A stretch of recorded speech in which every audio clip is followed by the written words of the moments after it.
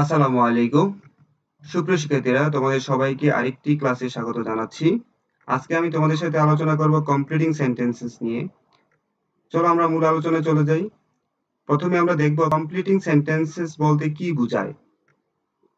Completing sentence অর্থ incomplete সেন্টেন্সকে complete করা। অর্থাৎ তোমাকে একটা বাক্য দেওয়া হবে যে বাক্যটা অসম্পূর্ণ। হয়তো সেই বাক্যটার একটা ফ্রেজ দিয়ে সম্পূর্ণ তুমি অর্থটা সম্পন্ন করতে পারো, ক্লজ দিয়ে অর্থটা সম্পন্ন করতে পারো, অথবা কন্ডিশনাল দিয়ে অর্থটা সম্পন্ন করতে পারো, অথবা একটা প্রবাদ দিয়ে সে অর্থটা সম্পন্ন করতে পারো। সো তোমরা এই বিষয়গুলো ইউজ করে ইনকমপ্লিট সেন্টেন্সকে কমপ্লিট করার যে প্রক্রিয়া, সে প্রক্রিয়াকে কমপ্লিটিং সেন্টেন্স বলে। সো কি কি দিয়ে কমপ্লিটিং সেন্টেন্স করা হয় আমরা একবার দেখে নেই। ক্লজ দিয়ে কমপ্লিটিং সেন্টেন্সকে কমপ্লিট করা হয়, যেমন আকবর ইজ রাইটিং লেটার, এটা একটা ক্লজ। তুমি আরেকটা ক্লজ বসিয়ে, যেমন which will be sent to his friend, যে চিঠিটা আকবর ইজ রাইটিং আ লেটার, আকবর একটা চিঠি লিখছে, যে চিঠিটা তার বন্ধুর কাছে সে পাঠাবে। একটা এই হুইচ থেকে ফ্রেন্ড পর্যন্ত এই সম্পূর্ণ অংশটা হচ্ছে একটা ক্লজ, যেটা দিয়ে তুমি ইনকমপ্লিট সেন্টেন্সটাকে কমপ্লিট করেছো। সো আমার এখানে ক্লজ সম্পর্কিত আইডিয়া থাকতে হবে। ফ্রেজ দিয়ে ইনকমপ্লিট সেন্টেন্সকে কমপ্লিট করা হয়, he wants to be an ideal politician, এটা একটা ফ্রেজ যেটা তোমার তোমার সেন্টেন্স কমপ্লিশনের কাজে লেগেছে।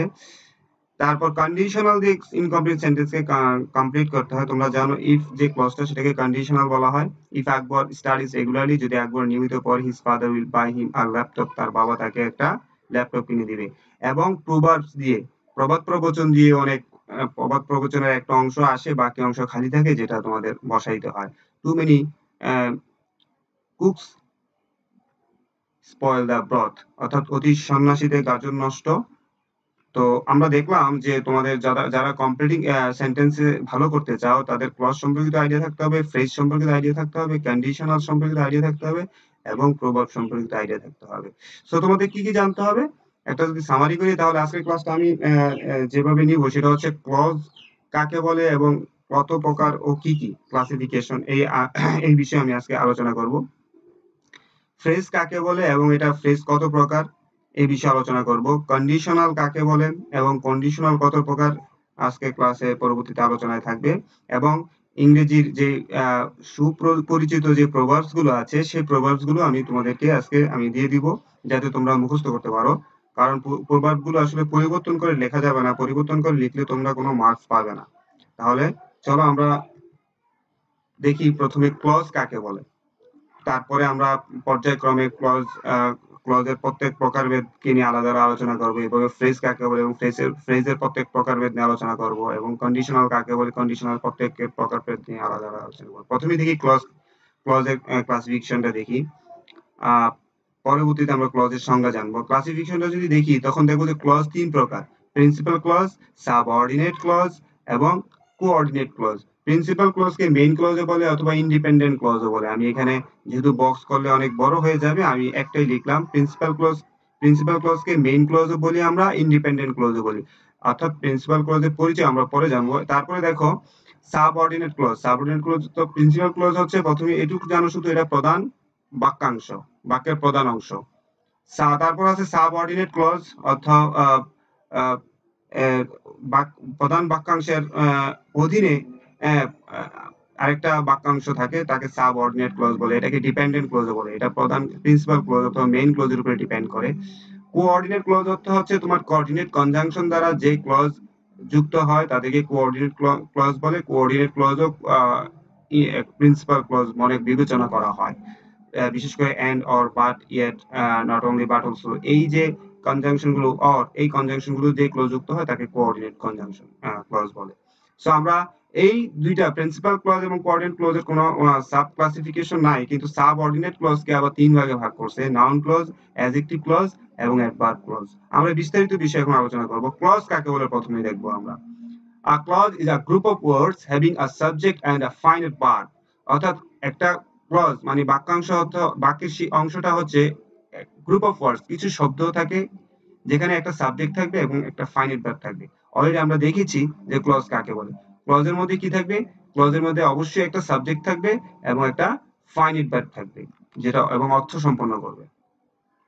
যদি আমরা উদাহরণ দিয়ে বিভিন্ন পরীক্ষায়, কম্পিটিশন এক্সাম এভাবে আসতে দেখা যায় যে ফাইন্ড আউট দ্য ক্লজ অথবা find out the phrase. So আমি এখান থেকে ক্লজ বের করব।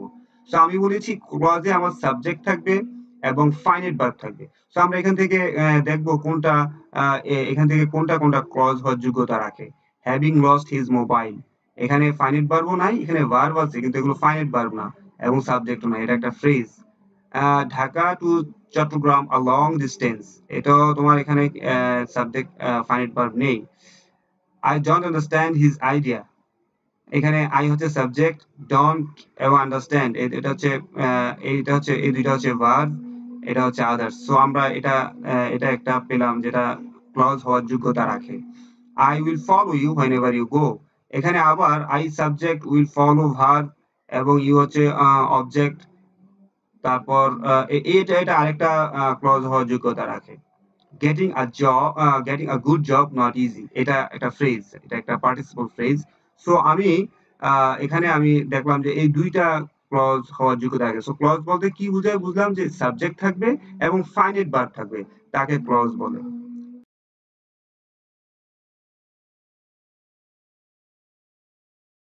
আমরা এখন দেখব প্রিন্সিপাল ক্লজ এবং সাবঅর্ডিনেট ক্লজ কাকে বলে এবং এই দুইটার মধ্যে পার্থক্য কি। সো আমরা প্রথমে দেখব প্রিন্সিপাল ক্লজ কাকে বলে।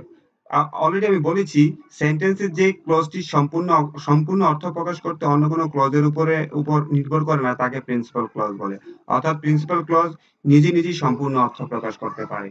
অর্থাৎ একটা বড় বাক্যে যদি একাধিক ক্লজ থাকে, সেখান থেকে যদি অন্যান্য ক্লজগুলোকে, সাবঅর্ডিনেট ক্লজকে বাদ দেওয়া হয়, শুধু প্রিন্সিপাল ক্লজটা রাখা হয়, তাহলে প্রিন্সিপাল ক্লজের অর্থ প্রকাশ করতে কোনো সমস্যা হবে না।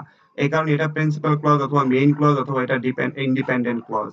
আর সাবঅর্ডিনেট ক্লজটা বড় বাক্যের মধ্যে যখন একাধিক ক্লজ থেকে প্রিন্সিপাল ক্লজটা বাদ দিয়ে দেওয়া হয়, শুধু সাবঅর্ডিনেট ক্লজটা রাখা হয়, তখন সে নিজে সম্পূর্ণ অর্থ প্রকাশ করতে পারে না। তাই সম্পূর্ণ অর্থ প্রকাশ করতে প্রিন্সিপাল ক্লজের উপর নির্ভর করে subordinate clause.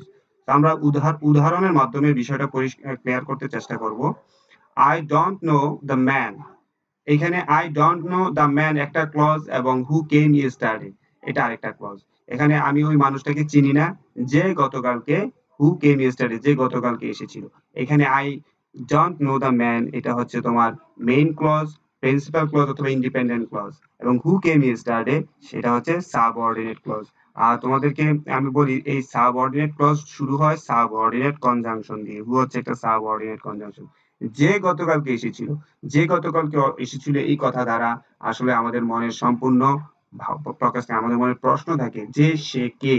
So I don't know the man, আমি ওই লোকটাকে চিনি না। কিন্তু যদি আই হু কেম ইয়েস্টারডে এটা বাদ দেওয়া হয়, I don't know the man, শুধু এটুক দিয়ে অর্থ প্রকাশ করার যোগ্যতা অর্জন হয়। সো আমরা আরেকটা উদাহরণ দেখব।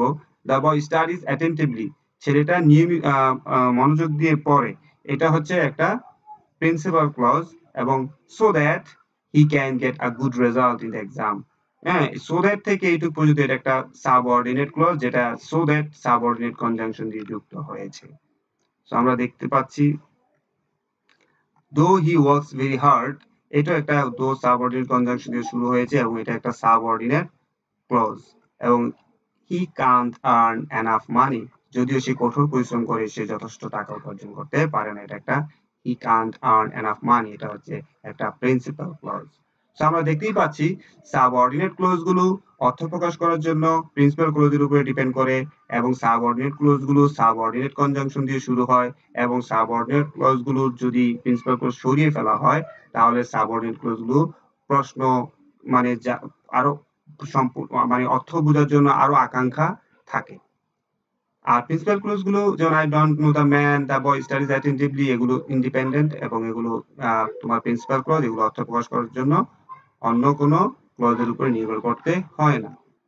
সো আমি তোমাদেরকে বলেছিলাম যে সাবঅর্ডিনেট ক্লজ তিন প্রকার, সে noun clause, adjective clause, adverb clause. আমি এখন এই তিন প্রকার সাবঅর্ডিনেট ক্লজকে ব্যাখ্যা করব। প্রথমে আছে নাউন ক্লজ। সেন্টেন্সের কোন ক্লজ যদি নাউনের কাজ করে তাকে নাউন ক্লজ বলে। অর্থাৎ নাউন যেই কাজ করে নাউন ক্লজ একই কাজ করে। বিষয় হচ্ছে নাউনটা একটা শব্দ আর নাউন ক্লজটা অনেকগুলো শব্দ মিলে যেহেতু ক্লজ হয়, সে অনেকগুলো শব্দই শুধু নাউনের কাজ করে।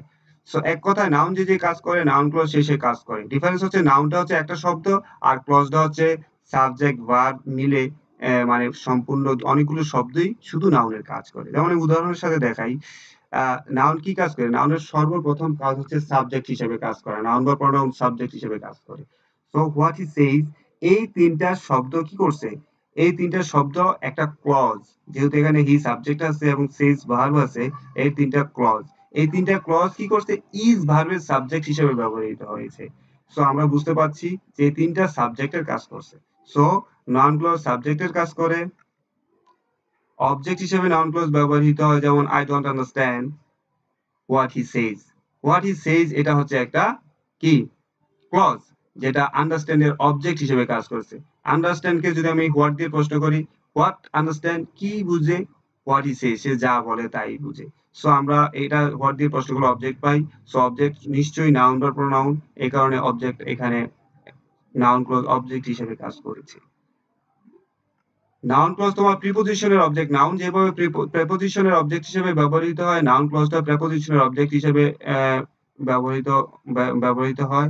We are responsible for what we say.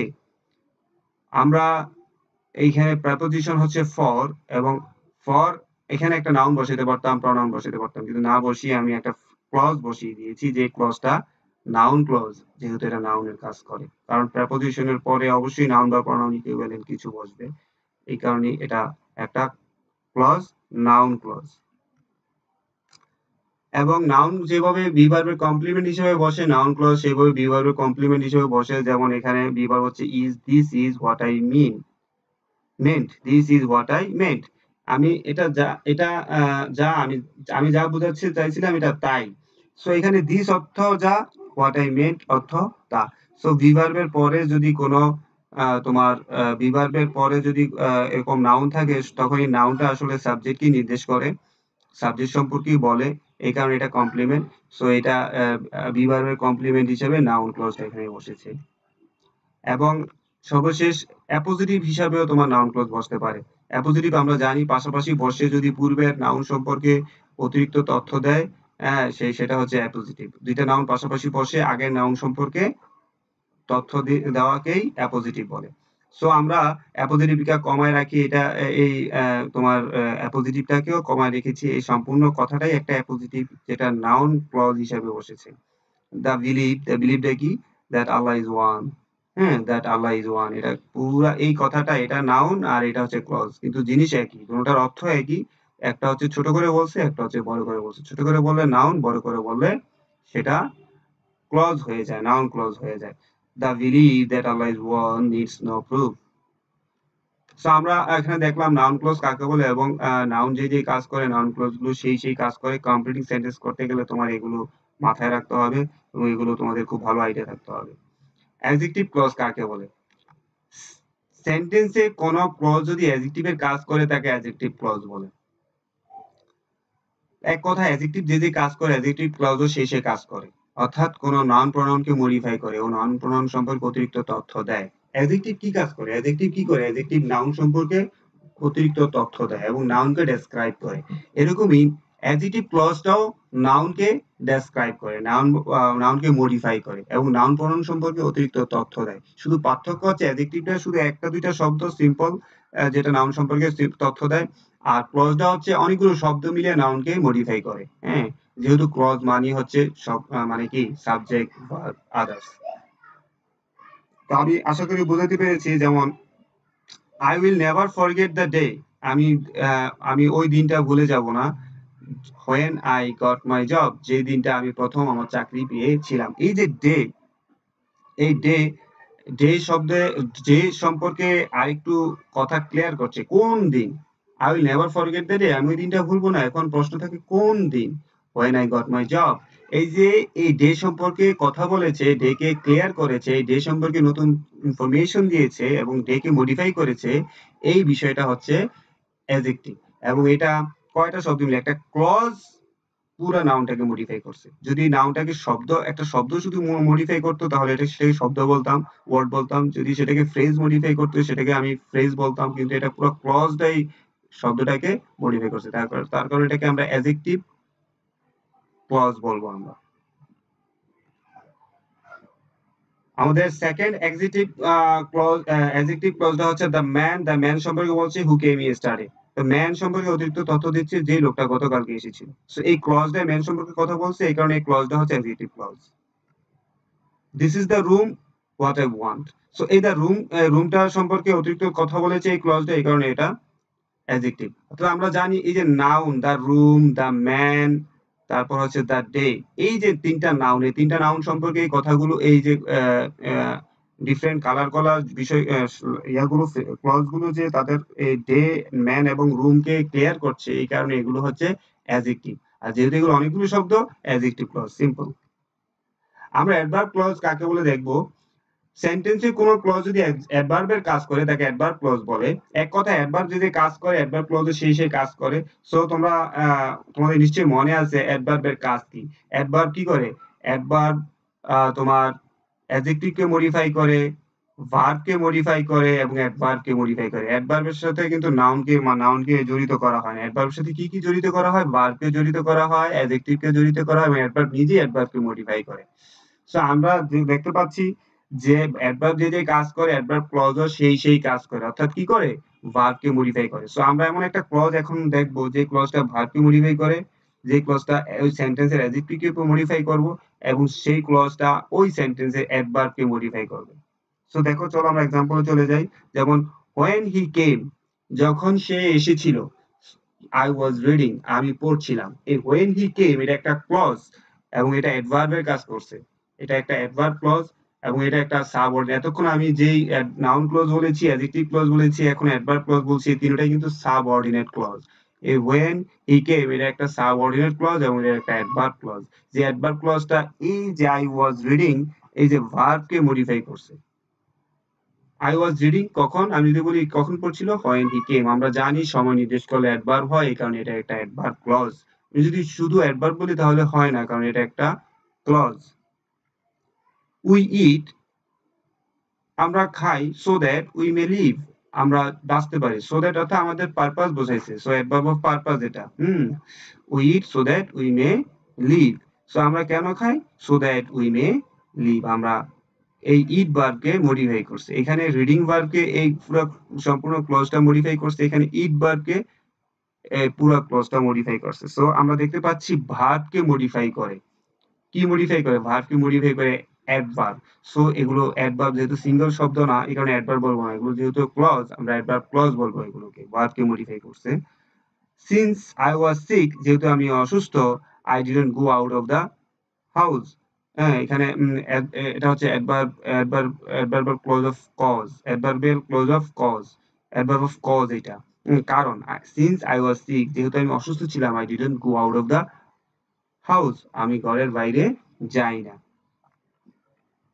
So আমরা এতক্ষণ যে সাবঅর্ডিনেট ক্লজ গুলো দেখলাম, noun clause, adjective clause, adverb clause, এই তিনটা ক্লজই এই সাবঅর্ডিনেট কনজাংশন গুলো দিয়ে শুরু হয়। তোমাদের মাথায় প্রশ্ন থাকতে পারে যে আমরা প্রিন্সিপাল ক্লজে ঝামেলা দেখলাম না, কিন্তু সাবঅর্ডিনেট ক্লজ করতে আসার সঙ্গে সঙ্গে দেখলাম কিছু কনজাংশন বসে, দো বসে, বিকজ বসে, সিন্স বসে। সো আমি সাবঅর্ডিনেট কনজাংশন ক্লজ গুলো শুরু হয় যে সাবঅর্ডিনেট কনজাংশন দিয়ে, সেটা একটা লিস্ট তোমাদেরকে দিলাম, খুবই কম্প্রিহেন্সিভ লিস্ট। এই লিস্টটা তোমরা যদি পড়ো তাহলে সাবঅর্ডিনেট কনজাংশন দেখলেই তোমরা এট এ গ্ল্যান্স বুঝে যাবে যে এটা সাবঅর্ডিনেট ক্লজ। যেমন কজ এন্ড ইফেক্ট, কারণ এবং ফলাফল সম্পর্কিত যেই সাবঅর্ডিনেট কনজাংশন গুলো আছে সেগুলো হচ্ছে because, since, so that, comparison and contrast, অর্থাৎ তুলনা এবং বৈসাদৃশ্য সম্পর্কিত though, even though, whereas, while, comparison সম্পর্কিত subordinate conjunction. Place and manner, how, how কি হয়, ম্যানার, তারপর হোয়ার, হোয়ারএভার, এগুলো প্লেস এন্ড ম্যানার সম্পর্কিত সাবঅর্ডিনেট কনজাংশন। এগুলোকে সাবঅর্ডিনেট কনজাংশনও বলে, এগুলোকে অর্ডিনেটরসও বলে। Possibility and condition, if, whether, unless, এগুলো হচ্ছে তোমার পসিবিলিটি বোঝানোর জন্য সাবঅর্ডিনেট কনজাংশন। এই যে ক্লজগুলো শুরু হয়, এগুলো তোমার সাবঅর্ডিনেট ক্লজ বলে। রিলেশন মানে রিলেটিভ প্রনাউন যেগুলো বলি, অথবা রিলেটিভ ক্লজ যেগুলো বলি, এই রিলেশন বোঝাতে এই সাবঅর্ডিনেট কনজাংশন গুলো শুরু করে সাবঅর্ডিনেট ক্লজ বানানো হয়। টাইম সম্পর্কিত যে সাবঅর্ডিনেটরস গুলো আছে সেগুলো হচ্ছে after, as, before, since, when, whenever, while, until, এবং এগুলো এই সাবঅর্ডিনেটরস গুলো দিয়ে সাবঅর্ডিনেট কনজাংশন করা হয়। আমরা ক্লজ বিষয়গুলো এতক্ষণ আলোচনা করেছি, এখন আলোচনা করব ফ্রেজ সম্পর্কিত। প্রথমেই জানবো ফ্রেজ কাকে বলে। একগুচ্ছ শব্দ যখন শুধুমাত্র একটি পার্ট অফ স্পিচের কাজ করে তাকে ফ্রেজ বলে। আমরা ওয়ার্ড এবং ফ্রেজ শব্দগুলো পাশাপাশি চলে আসে, একটা আলোচনা করলে আরেকটা চলে আসে। আমরা জানি ওয়ার্ড মানে হচ্ছে একটা সিঙ্গেল ওয়ার্ড, আর ফ্রেজ মানে হচ্ছে গ্রুপ অফ ওয়ার্ডস। তবে দুইটা কি করে, দুইটা সিমিলার পারপাস মানে সেন্টেন্সে কনভে করে। তো সো যদি তোমার নাউন একটা শব্দ দিয়ে নাউনকে বোঝানো হয়, সেটা ওয়ার্ড অনেকগুলো শব্দ দিয়ে একটা নাউনের কাজ করলে তাকে ফ্রেজ বলে। অর্থাৎ এই গ্রুপ অফ ওয়ার্ড শুধুমাত্র একটি পার্ট অফ স্পিচের কাজ করে তাকে ফ্রেজ বলে। এক্সাম্পল হিসেবে যদি বলি আমরা, reading books to tell a lie made by China behind the chair a flying bird has been writing a great teacher. So এই যে ফ্রেজেস গুলো, এই ফ্রেজেস গুলো কোনো না কোনো ভাবে তোমার একটা উদ্দেশ্য পারপাস কে সার্ভ করছে। হয়তো সেটা নাউনের পারপাস সার্ভ করছে, নয়তো সেটা অ্যাডজেক্টিভের পারপাস সার্ভ করছে, নয়তো সেটা ভার্বের পারপাস সার্ভ। যেমন মেড বাই চায়না, এটা একটা অ্যাডজেক্টিভের পারপাস সার্ভ করেছে। তারপর বিহাইন্ড দ্য কার, এটা একটা প্রেপোজিশনের পারপাস সার্ভ করেছে, এটা প্রেপোজিশনাল ফ্রেজ। তারপর রিডিং বুকস, এটা নাউনের পারপাস সার্ভ করছে, এটা নাউন ফ্রেজ। সো আমরা বিস্তারিত বিষয়গুলো এখন ক্লাসিফিকেশনে জানবো, types of phrase.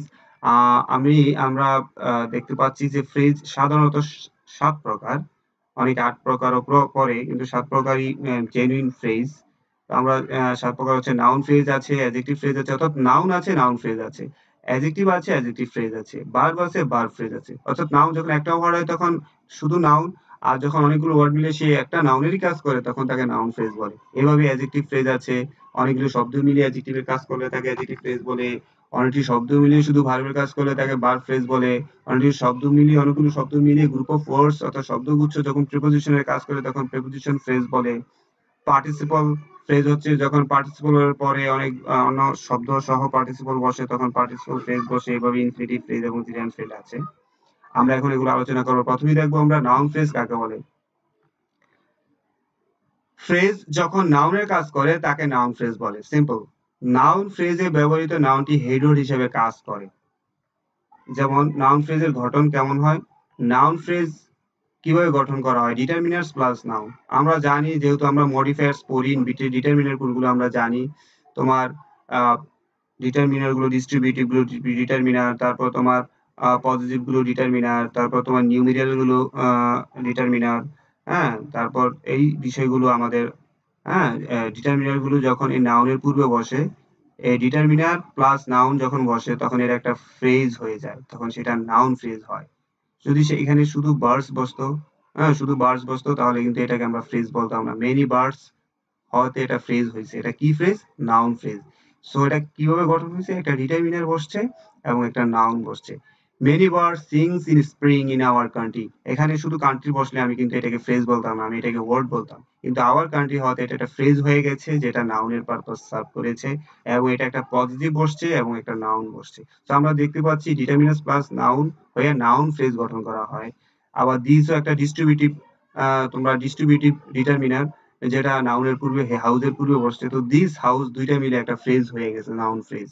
This house was built by several workers. এখানে তোমার একটা ডিটারমিনার বসেছে, যে ডিটারমিনারটা সংখ্যাত্মক ধারণা প্রকাশ করে। সংখ্যাত্মক ধারণা প্রকাশ করার শব্দগুলো ডিটারমিনার্স। সো সেভারাল ওয়ার্কার্সটা হচ্ছে নাউন। সো সেভারাল ওয়ার্কার্স মিলে একটা নাউন ফ্রেজ হয়েছে। সো আমি নাউন ফ্রেজের একটা স্ট্রাকচার দেখালাম। আরেকটা স্ট্রাকচার হচ্ছে অ্যাডজেক্টিভ প্লাস নাউন বসে নাউন ফ্রেজ হয়, যেমন আ বিউটিফুল কান্ট্রি। এই তিনটা মিলে তিনটাকে নাউন ফ্রেজ বলে, এবং এটার হেড ওয়ার্ড হচ্ছে বোল্ড করা যে শব্দগুলো, এটা হচ্ছে হেড ওয়ার্ড। নাউনটা থাকে নাউন ফ্রেজের নাউনটা থাকে হেড ওয়ার্ড। যেমন বার্ড, তারপর হচ্ছে বার্ড, কান্ট্রি, হাউস, ওয়ার্কার্স, এগুলো হচ্ছে হেড ওয়ার্ড। এখানে কান্ট্রি হচ্ছে হেড ওয়ার্ড। সো আমরা নাউন ফ্রেজ আরেকটা গঠন দেখলাম, অ্যাডজেক্টিভ প্লাস নাউন হলে নাউন ফ্রেজ হয়। আবার participle plus noun noun phrase হয়, এবং এই নাউনটা হচ্ছে হেড ওয়ার্ড। এবার আমরা দেখবো অ্যাডজেক্টিভ ফ্রেজ কাকে বলে। ফ্রেজ যখন অ্যাডজেক্টিভের কাজ করে তাকে অ্যাডজেক্টিভ ফ্রেজ বলে। সিম্পল। অ্যাডজেক্টিভ ফ্রেজ সাধারণত হেডওয়ার্ড হিসেবে একটি অ্যাডজেক্টিভ থাকে। নাউনে যেমন একটা হেডওয়ার্ড থাকে এবং নাউনটা হেডওয়ার্ড থাকে, অ্যাডজেক্টিভে একটা হেডওয়ার্ড থাকে। যেমন অ্যাডজেক্টিভ ফ্রেজের গঠন কিভাবে হয়, হি ওর আ ভেরি এক্সপেন্সিভ শু। সে একটা খুব ব্যয়বহুল জুতা কিনেছে। শুটা হচ্ছে নাউন। এটার সাথে অ্যাডজেক্টিভ ফ্রেজের কোনো রিলেশন নাই। মানে অ্যাডজেক্টিভ ফ্রেজ গঠন হয়েছে কিভাবে? ভেরি একটা অ্যাডভার্ব এবং একটা অ্যাডজেক্টিভ মিলে। এবং এটা নাউনের পূর্বে বসছে। তো বুঝতে পারছি এই ৩ টা শব্দই হচ্ছে মডিফায়ার, মানে যেগুলো মডিফায়ার্স, যেগুলো কি করে? যেগুলো ডেসক্রাইবস দ্য নাউন। হ্যাঁ? নাউনকে ডেসক্রাইব করে। Give more information about noun. So he wore a very expensive shoe. সে একটা খুব ব্যয়বহুল জুতা কিনেছিল। সো এ ভেরি এক্সপেনসিভ ৩ টাই অ্যাডজেক্টিভ এবং ৩ টার প্রধান শব্দ হচ্ছে এক্সপেনসিভ। ৩ টাই হচ্ছে adjective phrase. Dog the dog covered in mud. এখানে পার্টিসিপল, প্রেপোজিশন এবং নাউন এই ৩ টা মিলে একটা কি হয়েছে? এটা হচ্ছে তোমার একটা অ্যাডজেক্টিভ ফ্রেজ হয়েছে। এটা আসলে past participle, participle of phrase এটা। সো এটা এই ৩ টা মিলে তোমার অ্যাডজেক্টিভ ডগ সম্পর্কে তথ্য দিয়েছে। দ্য ডগ, কোন ডগটা? কভার্ড ইন মাড, মানে যে ময়লা, যে লোদে, মানে কাদায় যে তোমার ডগটা, সেটা সম্পর্কে। The dog covered in মাড is mine. অর্থাৎ লোদ কাদায় মানে যে কুকুরটা আছে সেই কুকুরটা আমার। সো কভার্ড ইন মাড এটা একটা অ্যাডজেক্টিভ ফ্রেজ, যেটা আহ, মানে মেইন অ্যাডজেক্টিভ শব্দ হচ্ছে covered. I selected the room. আমি রুমটা সিলেক্ট করে, আই সিলেক্টেড দ্য রুম, আমি ওই রুমটা সিলেক্ট করেছিলাম উইথ এ উইন্ডো, যেটা একটা উইন্ডো আছে। সো সারপ্রাইজিংলি এখানে কোনো অ্যাডজেক্টিভ নাই, তারপরও তোমার রুম সম্পর্কে প্রেপোজিশন, পরে নাউন বসে। এ কোন রুম? উইথ এ উইন্ডো সম্বলিত রুম। এই প্রেপোজিশন প্লাস নাউনটা অ্যাডজেক্টিভের কাজ করেছে। নরমালি এটা কিন্তু একটা প্রেপোজিশনাল ফ্রেজ, বাট এটা অ্যাডজেক্টিভের কাজ করছে। এই কারণে এখানে আমরা এক্সাম্পলে রেখেছি। ভার্ব ফ্রেজ কাকে বলে? ভার্ব ফ্রেজ খুব সিম্পল। এক ফ্রেজ যখন ভার্বের কাজ করে, মানে অনেকগুলো শব্দ যখন একটা শুধু ভার্বের কাজ করে থাকে, ভার্ব ফ্রেজ বলে। ভার্ব ফ্রেজের গঠন, ভার্বের ফ্রেজের গঠন করতে তোমরা সবাই জানো অক্সিলারি ভার্ব থাকে এবং মেইন ভার্ব থাকে। যেমন আই উইল টিচ হিম, এখানে একটা অক্সিলারি ভার্ব আছে আর এবং একটা কি আছে? মেইন ভার্ব আছে। টিচটা হচ্ছে মেইন ভার্ব এবং মেইন ভার্বটা বোল্ড করা। সো এই দুইটা হচ্ছে verb phrase. Has been living, এখানে ৩টা হচ্ছে ভার্ব ফ্রেজ, যেটার মেইন ভার্ব হচ্ছে লিভিং, আর এই দুইটা হচ্ছে অক্সিলারি ভার্ব। এবারে অক্সিলারি ভার্ব তোমার ৩টা পর্যন্ত বসতে পারে আর মেইন ভার্ব একটা, অর্থাৎ একটা ভার্ব ফ্রেজে ৪টা শব্দ বসতে পারে। প্রেপোজিশনাল ফ্রেজ কাকে বলে? প্রেপোজিশন দিয়ে শুরু হওয়া ফ্রেজকে প্রেপোজিশনাল ফ্রেজ বলে। এক্ষেত্রে ফ্রেজটি অ্যাডজেক্টিভ অথবা অ্যাডভার্ব এর কাজ করে। অলরেডি আমি বলেছি, যেমন I selected the room with a window. এই যে রুম সম্পর্কে উইথ এ উইন্ডো আছে, এই জিনিসটা অর্থাৎ প্রেপোজিশনাল ফ্রেজ সেন্টেন্সে সে অবশ্যই প্রেপোজিশনাল ফ্রেজ, কিন্তু তার রোলটা হবে অ্যাডজেক্টিভ অথবা অ্যাডভার্ব হিসাবে। যেমন the rice from Dinajpur is mine. অর্থাৎ এটা এই যে প্রেপোজিশন দিয়ে শুরু হয়েছে from Dinajpur, preposition plus noun, এটা একটা প্রেপোজিশনাল ফ্রেজ, কিন্তু এটা কাজ করবে অ্যাডজেক্টিভ হিসেবে। দ্য রাইস সম্পর্কে তথ্য দিচ্ছে, কোন জায়গার রাইসকে ডেসক্রাইব করেছে। দ্য রাইস ফ্রম দিনাজপুর, কোন জায়গার রাইস? ফ্রম দিনাজপুর রাইস সম্পর্কে কথা বলেছে। ইজ ফাইন, এই কারণে এটা অ্যাডজেক্টিভের কাজ করছে, কিন্তু এটা একটা প্রেপোজিশনাল ফ্রেজ। তারপর আরেকটা প্রেপোজিশনাল ফ্রেজ আমরা দেখতে পাচ্ছি ইন দ্য ইভিনিং, যেটা তোমার ভার্বকে কি করছে? ভার্বকে আই গেট আপ, আমি উঠি। কখন উঠি? In the morning. ভার্বকে মডিফাই করছে, অর্থাৎ এটা অ্যাডভার্বের কাজ করছে। সো আমি একটু ক্লিয়ার করি, যখন প্রেপোজিশনাল ফ্রেজ নাউনকে মডিফাই করবে তখন সেটা অ্যাডজেক্টিভ, যখন প্রেপোজিশনাল ফ্রেজ তোমার ভার্বকে মডিফাই করবে তখন সেটা অ্যাডভার্ব। ঠিক একইভাবে এখানে I went home with a view to একটা প্রেপোজিশনাল ফ্রেজ, যেটা উদ্দেশ্য বোঝাচ্ছে আমাদের। তো ভার্বের উদ্দেশ্য বুঝাইলে সেটা অ্যাডভার্ব হয়, সো এটা একটা অ্যাডভার্বের কাজ করেছে। পার্টিসিপল ফ্রেজ কাকে বলে? সিম্পল, এখানে কোনো ঝামেলা নাই। পার্টিসিপল ফ্রেজ হচ্ছে ওই ফ্রেজ যখন ভার্বের প্রেজেন্ট পার্টিসিপল অথবা পাস্ট পার্টিসিপল দিয়ে শুরু হয়, তাকে পার্টিসিপল ফ্রেজ বলে। অর্থাৎ পার্টিসিপল ফ্রেজ প্রেজেন্ট পার্টিসিপল এবং পাস্ট পার্টিসিপল দিয়ে শুরু হয়। আমরা দেখতে পাচ্ছি the trees fallen across the road caused traffic jam. এখানে ট্রিজ এর সাথে মিল হচ্ছে কজড এর, ভার্বের সাথে এগ্রিমেন্ট হচ্ছে কজড এর। The trees cause traffic jam, গাছ কি করলো? ট্রাফিক জ্যাম ঘটাবে। এটা হচ্ছে আসল সেন্টেন্স, মাঝখানে একটা ফ্রেজ ঢুকিয়ে দেওয়া হয়েছে, the trees fallen across the road, যেগুলো রাস্তায় পড়ে আছে। ফলেন, হ্যাঁ, এখানে ট্রিজ সম্পর্কে ব্যাখ্যা করছে, কি ধরনের গাছ যেগুলো রাস্তায় পড়ে আছে।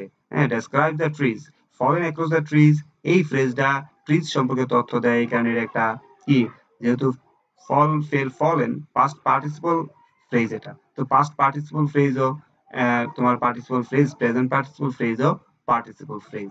আই স দ্য ম্যান, কোন ম্যান সম্পর্কে কথা বলছি? টকিং টু হিজ পার্টনার, যে তার পার্টনার সাথে কথা বলছে। আমি ওই মানুষটাকে দেখলাম যে তার পার্টনার সাথে কথা বলছে। ম্যান সম্পর্কে প্রেজেন্ট পার্টিসিপল আইএনজি দিয়ে যে ফ্রেজটা হবে সেটা হচ্ছে, ভার্বের সাথে আইএনজি দিয়ে যে ফ্রেজটা হবে সেটা হচ্ছে প্রেজেন্ট পার্টিসিপল ফ্রেজ। তো আমরা দেখলাম পার্টিসিপল ফ্রেজ দুই ভাবে গঠন হয়, পাস্ট পার্টিসিপল, আদার ওয়ার্ডস, এবং প্রেজেন্ট পার্টিসিপল এবং আদার ওয়ার্ডস। এবং যেগুলো নাউনের আগে, পূর্বে অথবা পরে বসে ওই নাউন সম্পর্কে অতিরিক্ত তথ্য দেয় এবং নাউনকে ব্যাখ্যা করে। ইনফিনিটিভ ফ্রেজ কাকে বলে আমরা দেখব। ইনফিনিটিভ দিয়ে শুরু হওয়া ফ্রেজকে ইনফিনিটিভ ফ্রেজ বলে। যেমন তোমার হি ওয়েন্ট টু রিভার, সে নদীতে গেল কেন? To catch fish. হ্যাঁ, এই যে টু ক্যাচ এটা শুধু ইনফিনিটিভ, তারপরে একটা নাউন আছে, এই যে দুইটা বিষয় যখন জড়িত হয়ে গেছে তখন এটা ইনফিনিটিভ থেকে ইনফিনিটিভ ফ্রেজে রূপান্তরিত হয়ে গেছে। Will go to station to catch the bus, আমরা বাস ধরতে স্টেশনে যাব। সো এই শব্দগুলো preposition, infinitive plus noun, infinitive phrase হয়। জিরান ফ্রেজ কাকে বলে? আমরা জানি জিরান দিয়ে শুরু হওয়া ফ্রেজকে জিরান ফ্রেজ বলে। হি এনজয়স প্লেইং ক্রিকেট, যেমন জিরানের কাজ কি? জিরান নাউন যেই কাজ করে জিরান সেই কাজ করে। So he enjoys, say enjoy করে। এবং জিরানের চেহারা কেমন? জিরানের চেহারা হচ্ছে ভার্বের সাথে আইএনজি এবং সে নাউনের কাজ করে। সো প্লেইং ভার্বের সাথে আইএনজি এবং এটা এনজয় এর অবজেক্ট হিসেবে কাজ করছে, তার মানে নাউনের কাজ করছে। সো এটা একটা জিরান ফ্রেজ। একইভাবে ট্রাভেলিং টু ডিফারেন্ট কান্ট্রিজ, এটা একটা নাউনের কাজ করছে, মেক্স এর সাবজেক্টের কাজ করছে। মেক্স যে ভার্ব, সেই ভার্বের সাবজেক্টের কাজ করছে, সাবজেক্ট হচ্ছে ট্রাভেলিং টু ডিফারেন্ট কান্ট্রিজ। শুধু ট্রাভেলিং হইলে কিন্তু আমরা ফ্রেজ বসতাম না, শুধু জিরান বলতাম। তো এটা জিরান ফ্রেজ হয়ে গেছে কেন? Travelling to different countries. Conditional sentence আমরা সবাই জানি। কন্ডিশনাল সেন্টেন্স অর্থ হচ্ছে শর্তমূলক বাক্য। কন্ডিশন আর অর্থই হচ্ছে শর্ত। যে সকল সেন্টেন্সে কোনো কন্ডিশন বা শর্ত প্রকাশ করে সেগুলোকে কন্ডিশনাল সেন্টেন্স বলে। সাধারণত কন্ডিশনাল সেন্টেন্স ইফ দিয়ে শুরু হয় এবং এক্ষেত্রে ইফ ক্লজটি শর্ত বোঝায় এবং মেইন ক্লজটি ফলাফল বোঝায়। হ্যাঁ, আমরা এগুলো দেখবো। যেমন এখানে ইফ ক্লজটা, এই ক্লজটা শর্ত বোঝাবে, যেমন ইফ ক্লজটা শর্ত বোঝাবে, এবং যে মেইন ক্লজকে প্রিন্সিপাল ক্লজ অথবা ইন্ডিপেন্ডেন্ট ক্লজও বলতে পারো। মেইন ক্লজ ফলাফল বোঝাবে। এবং এই ইফ ক্লজটা হচ্ছে সাবঅর্ডিনেট ক্লজ এবং এটা হচ্ছে প্রিন্সিপাল ক্লজ অথবা মেইন ক্লজ। আমরা একটু দেখি তার বেসিক কিভাবে বসে। প্রথমে ইফ ক্লজ বসাবে, তারপরে মেইন ক্লজ বসাবে, তখন এই মাঝখানে একটা কমা বসাবে তোমাদের। তো প্রথম ইফ ক্লজটাকে শর্ত অর্থ দেয় আর মেইন ক্লজটা ফলাফল অর্থ দেয়। এটা তোমার রিভার্স করে বসাইতে পারো। Switch the place of the clauses, দুইটা ক্লজ আছে, এটা এই পাশে আনতে পারো, এটা এই পাশে নিতে পারো। সো প্রথমে মেইন ক্লজ বসাবে, তারপর ইফ ক্লজ বসাবে, তখন আর কি বসাবে না, কমা দিতে হবে না এখানে। সো চলো আমরা কন্ডিশনাল সেন্টেন্স কত প্রকার দেখি। কন্ডিশনাল সেন্টেন্স প্রধানত 3 প্রকার।